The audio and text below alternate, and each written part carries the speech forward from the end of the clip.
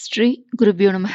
அனைவருக்கும் நமஸ்காரம். நமது பாபங்களையெல்லாம் போக்கி மகா புண்ணியம் தரும் நாள் ஏகாதசி. இந்த அற்புதமான தினத்தில் அனைவரும் அவசியம் சொல்ல அல்லது கேட்க வேண்டிய ஸ்ரீமத் பாகவத புராணம் 6வது ஸ்கந்தம் 8வது அத்தியாயத்தில் ஸ்ரீ சுகபிரம்மம் பரீட்சித் மகாராஜாவுக்கு கூறிய விஸ்வரூபனால் இந்திரனுக்கு உபதேசிக்கப்பட்ட மிக மிக சக்தி வாய்ந்த ஸ்ரீ நாராயண கவச்சம் பாராயணம் செய்யலாம். இது இந்திரனுக்கு மூவுலக ஐஸ்வர்யங்களையும் கொடுத்தது போல் இதை கேட்போருக்கு சகல ஐஸ்வர்யம் தரவல்லது. மனிதனுக்கு கற்றுக் கொடுக்கப்பட்ட முதல் கவச்சங்களில் ஒன்று. கண்ணுக்கு தெரியாத எதிரிகளிடமிருந்தும் நம்மை பாதுகாக்கும் ஒரு அற்புத கவச்சம். இந்த கவச்சத்தை சொல்பவர்கள் கேட்பவர்கள் எல்லா சூழ்நிலைகளிலும் எல்லா நேரங்களிலும் எல்லா திசைகளிலிருந்தும் பகவான் விஷ்ணுவின் பல்வேறு அவதாரங்கள் மற்றும் ஆயுதங்களால் பாதுகாக்கப்படுவார்கள். மற்றும் இதை சொல்வதால் பகவானின் அனைத்து அவதாரங்களையும் ஸ்தோத்திரம் செய்த பலனும் கிட்டும். அவர்கள் இதுவரை செய்த அனைத்து பாபங்கள் நீங்கி மகா புண்ணியம் பெறுவார்கள். அவர்கள் இந்த உலகில் வாழும் போதும் சுகம் பெற்று இறுதியில் விஷ்ணு லோகமும் பெறுவார்கள். விஸ்வரூபனால் இந்திரனுக்கு உபதேசிக்கப்பட்ட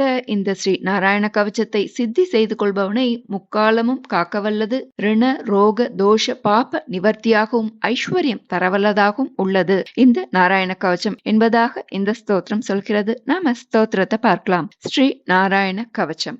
ஓம் கணேசாய நமஹ. ஓம் நமோ நாராயணாய. ஓம் நமோ நாராயணாய. அத ஸ்ரீ நாராயண கவச்சம் ராஜோவாச்ச. யயா குப்தः சகஸ்ராக்ஷக சவாஹான் ரிபுசைனிகான் क्रीडन्निव विनिर्जित्य त्रिलोक्या बुभुजे श्रियम् भगवंस्तन्ममाख्याहि वर्म नारायणात्मकम् यथा तथा यिनः शत्रून् येन गुप्तो जयन्मृदे. श्रीशुक उवाच. वृतः पुरोहितस्त्वाष्ट्रो महेन्द्रायानुपृच्छते नारायणाख्यं वर्माह तदिहैकमनाशृणु. विश्वरूप उवाच. दौताङ्घ्रिपाणिराचम्य सपवित्र उदङ्मुखः कृतस्वाङ्गकरन्यासो मन्त्राभ्यां वाग्यतः शुचिः. नारायणमयं वर्म सन्नह्येद्भय आगते पादयोर्जानुनोरुर्वोर्वुदरे हृद्यतोरसि मुखे शिरस्यानुपूर्व्यात् ओङ्कारादीनि विन्यसेत्. ॐ नमो नारायणायेति विपर्ययमतापि वा करन्यासं ततः कुर्यात् द्वादशाक्षरविद्यया प्रणवादियकारान्तम् अङ्गुल्यङ्गुष्टपर्वसु न्यसेदृदय ओङ्कारं विकारमणुमूर्धनि षकारं तु भ्रुवोर्मध्ये नकारं शिखया दिशेत् वेकारं नेत्रयोर्युज्यान् नकारं सर्वसन्धिषु मकारमस्तमुद्दिश्य मन्त्रमूर्तिर्भवेद्बुधः. सविसर्गं पठन्तं तत् सर्वदिक्षु विनिर्दिशेत्. ॐ विष्णवे नमः इति आत्मानं परमं ध्यायेद्ध्येयं षट्शक्तिभिर्युतं विद्या तेजस्तपो मूर्तिम् इमं मन्त्रमुदाहरेत्. ॐ हरिर्विद्यान्मम सर्वरक्षां न्यस्ताङ्घ्रिपद्मः पतकेन्द्रपृष्ठे दरारि चर्मासि गदेषु चाप पाषान्ददानोष्टगुणोष्टबाहुः जलेषु मां रक्षतु मत्स्यमूर्तिर्यादो गणेभ्यो वरुणस्य पाशात् स्थलेषु मायावटुवामनो व्यात् त्रिविक्रमः केवतु विश्वरूपः दुर्गेष्वटव्याजिमुखादिषु प्रभुः पायान् नृसिंहोऽसुरयूथपारिः विमुञ्चतो यस्य महाट्टहासं दिशो विनेदुर्न्यपतंश्च गर्भाः रक्षत्वसौ माध्वनि यज्ञकल्पः स्वदं श्रयोन्नीतदरो वराहः रामोद्रिकूटेष्वत विप्रवासी स लक्ष्मणो व्यात् भरताग्रजोऽस्मान् मामुग्रधर्माद् अखिलात् प्रमादान् नारायणः पातु नरश्च हासात् दत्तस्त्वयोगादतयोगनाथः पायाद् गुणेशः कपिलः कर्मबन्धात् सनत्कुमारोऽवतु कामदेवादयशीषा मां पति देवहेलनात् देवर्षिवर्यः पुरुषार्चनान्तरात् कूर्मो हरिर्मां निरयादशेषात् धन्वन्तरिर्भगवान् पात्वपत्याद् द्वन्द्वाद्भयादृषभो निर्जितात्मा यज्ञश्च लोकादवदाञ्चनान्तात् बलो गणात् क्रोधवशादकीन्द्रः द्वैपायनो भगवान् अप्रबोधात् बुद्धस्तु पाषण्डगणप्रमादात् कल्किः कलेः कालमलात् प्रपातु धर्मावणायोर्कृतावतारः मां केशवो गदया प्रातरव्याद् गोविन्द आसङ्गवमातवेणुः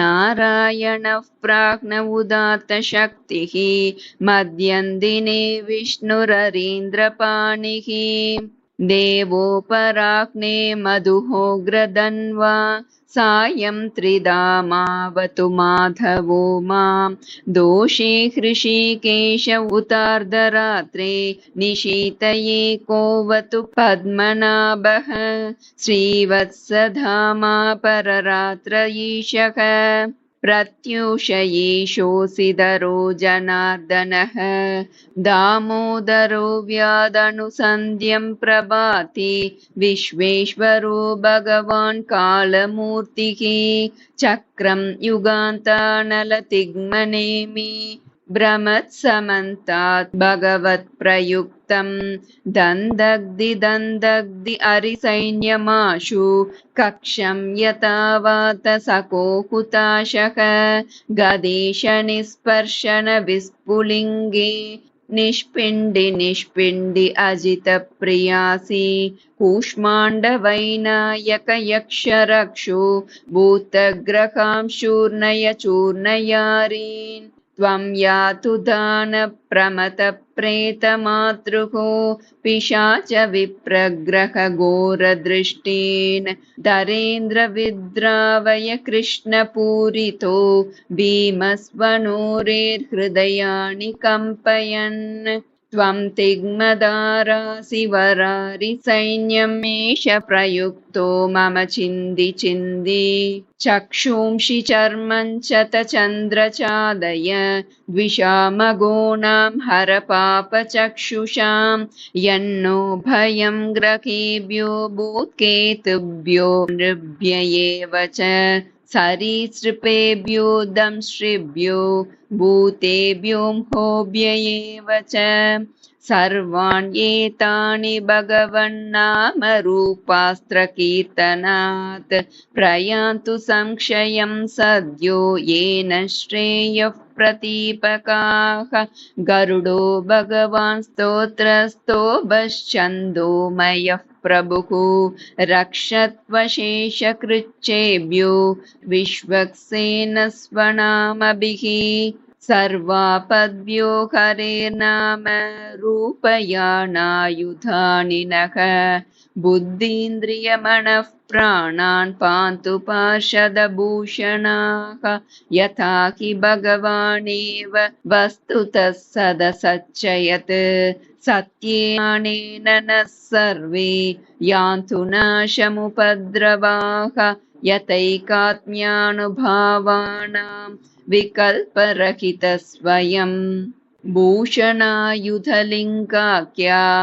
दत्ते शक्ति स्वमायया तेनैव सत्यमानेन सर्वज्ञो भगवान् हरिः पातु सर्वैस्वरूपैर्नः सदा सर्वत्र सर्वगः विदिक्षु दिक्षु ऊर्ध्वमदः समन्तादन्तर्बहिर्भगवान् नारसिंहः प्रकापयल्लोकभयं स्वनेन स्वतेजसाग्रस्तसमस्ततेजाः मघवन्निदमाख्यातं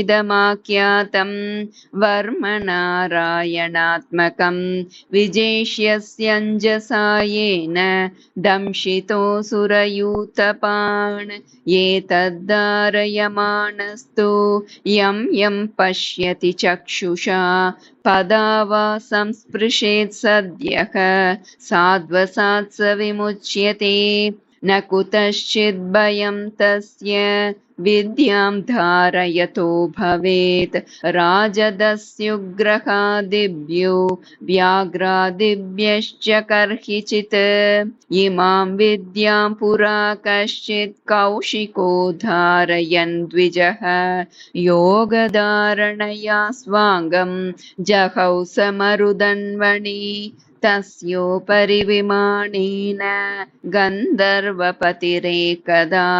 ययौ चित्ररथस्त्रीभिः वृतो यत्र द्विजक्षयः गगनायपतत् सद्यः सविमानो ह्यवाक्षिराः सवालकिल्यवचनादस्तेन्यादाय विस्मितः प्रास्य प्राचि सरस्वत्यां स्नात्वा धाम स्वमन्वगात् श्रीशुक उवाच य इदं शृणुयात् काले यो धारयति चादृतः तं नमस्यन्ति भूतानि मुच्यते सर्वतो भयात् एतां विद्यामधिगतो विश्वरूपा च तक्रतुः त्रैलोक्यलक्ष्मीं बुभुजे विनिर्जित्य मृदे सुरान् इति श्रीमद्भागवत महापुराणे पारमहंस्यां संहितायां षष्ठस्कन्धे